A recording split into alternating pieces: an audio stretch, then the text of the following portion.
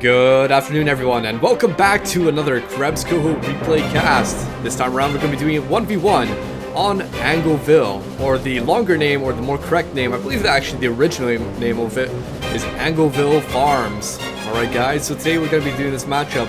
You know, I'm actually in a sort of a weird mood today. It's actually a really sunny day over here in Scotland, and you know, you guys don't know the weather, what's going on in the UK right now, but down south over in England it's snowing and stuff like that, and up here it's nice and sunny, and it's just really nice. Yeah, it's kind of like a reversal. Usually it's meant to be the other way around, but it's really nice up here today, and I'm in a very relaxed mood, and we haven't done Angoville or one of these vanilla maps in a long time, so I think it's actually, I don't know, I'm really in the mood. I hope you guys are in the mood for something just very vanilla as well. Alright, so today we're going to be looking at a Wehrmacht and American matchup, them taking each other on, right? And it's also going to be a bunch of expert players. This is actually going on from the latest tournament that is currently on GameReplays.org.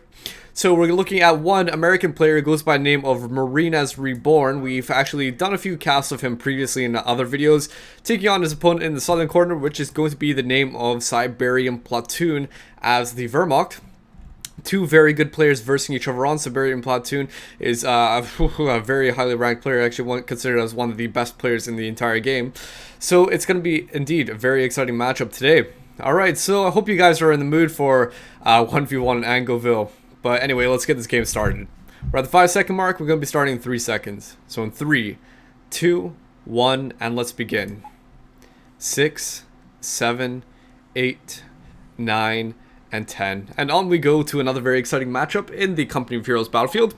So I don't know what it is. Maybe it's just Angoville, because like, say if we were to look at it from a side angle, you could see just the nice blue skies. It's sort of like that over here in Aberdeen in Scotland right now, and it's very nice. Maybe it's just sort of the mood I'm in at the moment, right?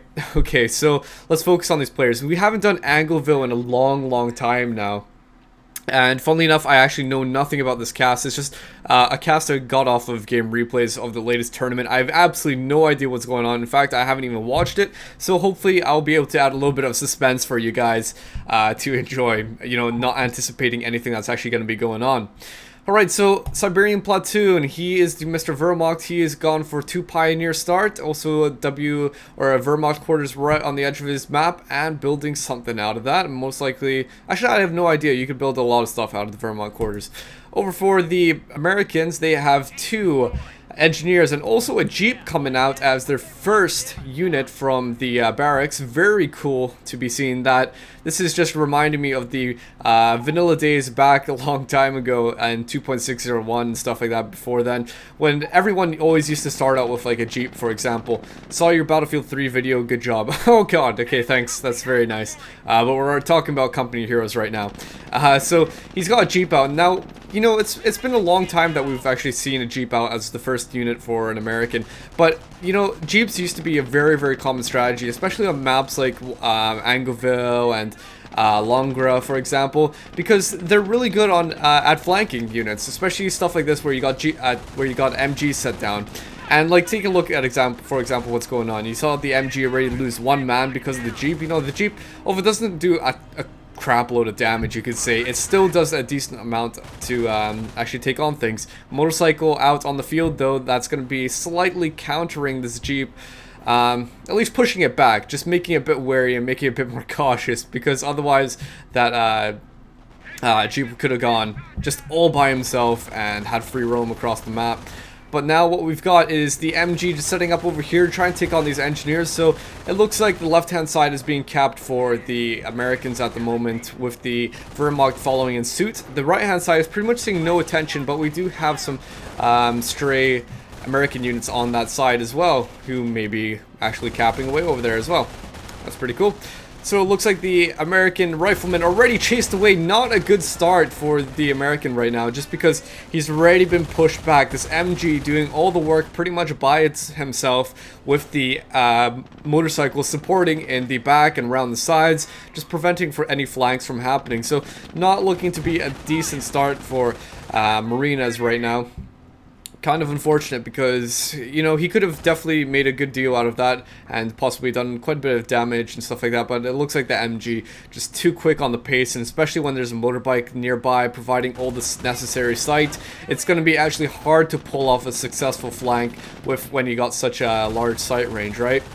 Now, I've actually been playing this game called Men of War a lot lately. Maybe you guys have heard of it. I'm sure you guys have heard of it anyway if you're so into this game. Men of War. It works on a little bit of a different sight system than Company of Heroes, where it's directional. You can only see what your guys literally see in a cone, and you can't see beyond certain objects. And now, the more I think about it, the more it makes sense to me that a game system like in Company of Heroes 2 should actually include something like that. Because, you know, the motorcycles obviously do have a great sight range, but don't you find it a bit funny that they can see over hedges and stuff like that? I don't know. The more I think about it, the more it seems like it should be changed. You know, at first I was always thinking like, oh, why would you want the Man of War system? And I totally agree on that front. But as I keep on stressing, it seems like something that maybe should be given a second thought on. Just my opinion. I know you guys don't have to actually totally agree with everything I say. I mean, it'd be shocking if you guys agreed on everything I said. I mean, we all have separate brains and separate thoughts, right? So the Wehrmacht being quite smart here, actually putting down some wire and is just trying to enclose this area. They've got the cutoff point. They've pretty much got the left-hand side securely in their hand, but Marinez has free roam on the right-hand side, and so he is capping that. Looks like he's actually using one of his riflemen to cap on the right-hand side, which, I don't know, I think that actually should be on the field and doing and attacking. I mean, a flank from the side, for example, would be a good idea, especially from this choke point area. Now they're actually putting a mine there, that maybe wouldn't be a good idea, but, you know, if they had the flank from the side, they could have maybe got that MG to move around a bit, and then the other guys could have came in. So far this has been a really vanilla matchup. I've actually been really enjoying this match so far, even though it's only been like 5 minutes or so. It just seems very familiar, and I feel almost at home. Like, it's sort of a comfortable feeling, isn't it? Just to be with something that you're familiar with, right? Okay, so now the Wehrmacht are responding to the Americans because they realize, oh hey, they're actually capping quite a lot on the right-hand side. We need to stop this. So they're actually over here. Volksgrenadier is just about to cap this manpower point. It's not that important, but looks like they just capped it and that's it, enough for them. And now we've got a standard setup for Marinez with his guys. He's got riflemen supported by flame engineers. We almost always see that combination. They also got that jeep. So I like what both factions are doing. The Wehrmacht have a motorcycle, the Americans have a jeep, and those are providing great sight range, great sight ranges, right? So they're able to see a lot of things preemptively before they actually, you know, they see them, for example. So it looks like the jeep just going inside the base. Maybe he's trying to see what the Wehrmacht is doing. So as I was saying, I have not watched this video at all, so I have no idea what's going to be going on. Just to predict what might be going on, looks like the Wehrmacht, they actually are still at the Wehrmacht quarters. Let's actually switch on over to SiberianPlatoon and see exactly what he has, because then I can make a more educated guess. He's got a lot of infantry over here. So the only thing I could really imagine, and since he doesn't have that much fuel, the only thing I can imagine, he's gone up to T2 by now, and he's probably going to be going up to T3. That's the only thing I could really think of if he has this many units out in the field. Maybe he would be spending his other fuel on actually trying to get to T3 and maybe getting Pumas, because if you think about it, the Wehrmacht actually is doing decently. He's got a good stranglehold of the left-hand side, whilst the Americans have the right-hand side. So it really is split 50-50, but when you're in that position, you don't really have to worry that much about stopping at the T2 Krieg barracks and then going for, I don't know, some units to help support your losing battle. It's not really in that position. It's about 50-50. Every side has the same amount of resources coming in. So I guess the Wehrmacht are quite comfortable with actually maybe skipping on up to T3. That's just my opinion. That's what I'm thinking right now, but it doesn't actually mean it's guaranteed. We've got just a bunch of barbed wire here, and we've got another person saying, oh, hi, Krebs again. This is what I mean. Just whenever I go online, it's always all these messages. Sort of funny, but you know, it's actually really cool. So hello, Simple Star. I wish I could say that in the actual replay, but you know, obviously I can't do that because there's no such capability of doing that. 7 minutes so far into the game. It is quite a short replay, but you know, I've been a little bit busy so far, with just all these things going on with the channel and some other things such as university and work. So I am just trying to get these games in for you guys every now and then when I can. But overall, it seems like quite a quiet game. What happened? I was expecting something a little bit more intense, something a bit more action. That's what you'd expect from all these players, right? But instead they're just putting down a huge amount of defenses. Now, even though it might seem a bit quiet like this, don't think that this is a noobish game, because seriously, when you come into a position like this, any big engagement could easily change the tide of war. Something could happen here that could instantly change the tide of war, and it's something that's common play in pro games, that a simple move or simple maneuver can easily just change everything in one fell swoop, right? So the Volksgrenadier is taking a little bit of casualties here, losing 2 guys, and we've also got the engineers putting up some barbed wire. And what are they doing? Putting a mine right over there. Pretty funny that they're doing that. Barbed wire is going to act as a bit of a funneling sort of thing to prevent movement from actually going around that wire itself and flanking that MG. And also by putting a mine in the middle, they're sort of funneling them towards that area. So you and me, how is going? Gosh, so this is like the 3rd message today. How is going? I'm guessing it's going good. 1-0 now to me, or maybe this is to Marinez or something. I have no idea. Maybe SiberianPlatoon. I don't know. Sometimes I can't tell the difference between who's sending me a message and who's sending somebody else a message. But anyway, so we've got the Wehrmacht coming out with a sniper. Interesting stuff, and we've got him going for a Krieg barracks. All right, so I wasn't anticipating that. I thought they would have actually gone for a T3 Sturm Armory, because if you think about it, if they went for a Sturm Armory and got like a Geschutzwagen or a Stug, they could have actually taken on this MG and just taken out, especially a Geschutzwagen, because they have a Jeep, they could easily get the site. If they had a Geschutzwagen, they could have a massive range. That's the nice thing about the Geschutzwagen over the Stug. Massive range. Easily take out this MG from long distance, and then everything could come rushing in. That's just my opinion of what they could do. So I think the Americans need to be a bit careful here, because all their units are down here and all the Wehrmacht units are up here, so they're really trying to get at each other's necks, aren't they? I mean, the Americans over here next to the Wehrmacht, and the Wehrmacht next to the Americans. But look at that. Oh my gosh, the Jeep going down, and I think this might be a changing point. The pack is just taking on the machine gun emplacement now. It looks like that's what they were looking for. Take out that Jeep, prevent any snipers or anything coming in, and there we go. Now the MG is going down, so the Americans are feeling a little bit of the pressure right now, because this could very well mean that attack might be coming in. We've also got the half-track that's taking in a few Volksgrenadiers at the moment. 2, in fact, so they might be preparing for a sort of fight of some sort. I'm not exactly sure what it might be, but the MG just gone down, and the pack still firing away, taking on the barracks. Man, oh man, come on, Marinez, what are you doing? I mean, this is a bit iffy. I mean, shouldn't you be defending your base? He's actually put his guys in the house over here, but to what avail, I'm not exactly sure. You shouldn't be losing a barracks like that, especially when you don't even have bars out on your riflemen. That's quite strange, but this is the unfortunate thing for not taking on the defensives that were just outside of his base. This is what he has to live with. So rather than keeping all his guys down here, he should have moved in and took his chance while he could. So, but it's going to be very difficult to do now, because there's an MG facing this way and an MG facing the flank. So I'm not exactly sure how Marinez is going to defuse this, if at all. We've got a sniper just down here for the Wehrmacht, and also the MG just on the wee motorcycle there. Oh my gosh, it looks like Siberian really just has such a solid defensive line. MG's facing every single direction. Absolutely zero chance for a flank. If they wanted to flank, the only way they could come in is from this direction all the way around here. The only other option would be to get a mortar and put down some smoke barrages, but that's pretty much it.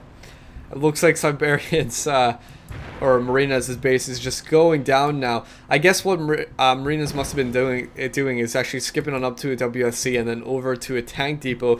But a tank depot, ooh la la, what could this mean? He's getting a Sherman out, and he could actually start affording another one very soon.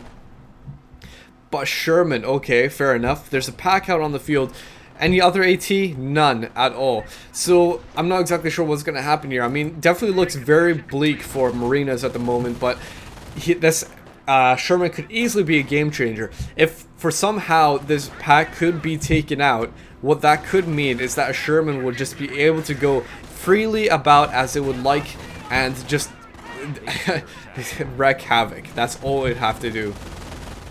But that's if the pack is taken out. I don't know. I really don't know. Have to see what's going to happen here. Sniper for the Wehrmacht just about revealed. Camouflage and the other American sniper right here. So it's become sort of like a base defense. The Wehrmacht has their own motorcycle because they know that sniper might just be lurking around somewhere here. Gotta be careful, especially this Wehrmacht sniper. Oh, is he gonna go in for a kill? We can tell there's a hold fire down currently on this American sniper. And, oh no, motorbike revealing the sniper for the on the Americans. Oh gosh, taking quite heavy damage. He's gonna have to get inside the HQ. Please, maybe? No? And it doesn't look like that's gonna be happening. And all the Americans, it looked like they must have been panicking there. Just retreating all their guys to their base. I think they must have been going in for some sort of attack, but they panicked. There we go, motorcycle going down, and all of the half track is here for the Wehrmacht, probably with some guys inside of it, I imagine. Where's that Sherman coming in for a possible kill? Ooh, this is gonna be iffy. This is gonna be iffy. The Wehrmacht are moving in, and we can just tell this creeping defensive lines. This doesn't even look like a pro game to me anymore. This more looks like just a standard sort of a noobish game, if anything. Just these creeping defensive lines. I have no idea what's going on for Marinez. I mean, usually he plays a lot better. He should be able to defuse a situation like this a bit better, don't you think? 2 packs out on the field, so even in the heavier amount of defenses for the Sherman to even do anything. So what is this Sherman gonna be doing? I have no idea. Maybe he's gonna go in for a base attack. Maybe that would be a good idea, to go for a base attack, but then he has nothing to defend his actual base. Not sure. We've got another Sherman just coming out on the field, and the headquarters maybe gonna start taking some damage. No idea. It looks like the Wehrmacht is just making a slow creeping line. Come on, Sherman. Maybe if you go in for an attack right now, that would be a good option. I don't understand it, but maybe Marinez, I think he's just going for the, maybe going to come in for a flank or something, and try to destroy the lines entirely. But if he went to harass the base, I mean, that could definitely work. Start destroying the Krieg barracks firstly, and then the other things. That could definitely work. I don't see why he doesn't do that. But instead, his Shermans are not doing anything, just taking damage instead. Come on, move back. Sherman! Marinez, what are you doing? Marinez. Already down to less than half health. Not good at all. Another Sherman's probably just going to be coming out in wee jiffy here.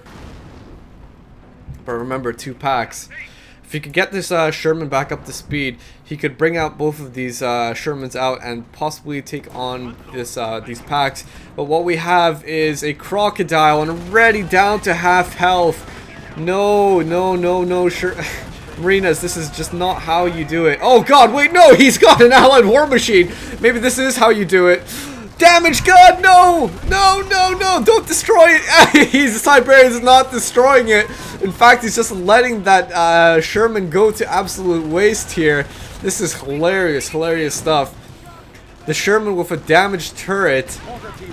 And, oh my gosh, mortar team going down. We've got the Sherman, and this is what I mean, just a big amount of diffusion here. No, come on, Sherman, other Sherman coming out for for Marinez. Unfortunately, this crocodile was not destroyed, because if he could have got another crocodile out, that could have been the game changer there. But instead, look at that, the crocodile just going down and nothing to save it. And this other Sherman, very close. It looks like the game's just about to end. A very short game indeed, and very close to this actually turning out very sour for the Wehrmacht. Had some things gone down a little bit differently. All these men very badly damaged here, and the MG's just about to be pouring on down. Oh, how unfortunate. Marinez almost had it there, but instead, it didn't go the way that he wanted it to. Very unfortunate. Game is just about to end here, guys. And you can see he's just staying in a little bit longer. Maybe he thinks he could do something, but not anymore, especially with this other Sherman just going down. I believe he's actually building another one, and it's 18 minutes now, but I think we can pretty much guess at what's going to happen. Might as well just speed up the clock to something like 8 times, and that's what I'm doing. 8 times the speed, and that is it. Marinez is out. He says good game. Alright, so I hope you guys enjoyed this very, very short replay. Obviously it wasn't the sort of par or standards that we normally expect from pros, but you know, it was just a one game that I wanted to quickly do just because I saw it, I picked it out, and I didn't even watch it before, and there you guys go, right? Marinez, he could have done a few things differently. Definitely diffused the situation a little bit earlier with this crawling defensive line for the Wehrmacht. He could easily have tried to stop that from happening if he came in from flanks and stuff like that. But also, even afterwards, even after the defensive line was being set up, what he could also have done is maybe even get more snipers. I mean, 2 snipers. Even though one might be killed by the Wehrmacht sniper, then the other one could still be alive, right? Also, the other thing that he could have done with a Sherman is harass the Wehrmacht base, destroy their Krieg barracks, destroy their buildings. I mean, he could have done that. The Shermans definitely do a lot of damage to buildings, and he could have definitely done that. Just kept one Sherman down there, just destroy buildings. And even in the engagement up here, that could have definitely have turned out differently. If rather than sending his tanks in separately and getting this one Sherm damage to half health before the Crocodile came in, if they both were up to full health and sending them in at the same time with all the men and stuff like that, that could definitely have worked out a lot differently for Marinez. But very unfortunate, didn't go the way that he wanted. So, well, then again, well done to Siberian for winning that game. I hope you guys enjoyed the cast. Obviously, it seems like I haven't done a lot of casts recently, but I'm going to try to do more in time. Hopefully within the next few days. I've got university pretty much off on Wednesday, so I don't see why I wouldn't do another cast on that day. So, until then, guys, see you all later. Have a nice day, by the way. Bye-bye.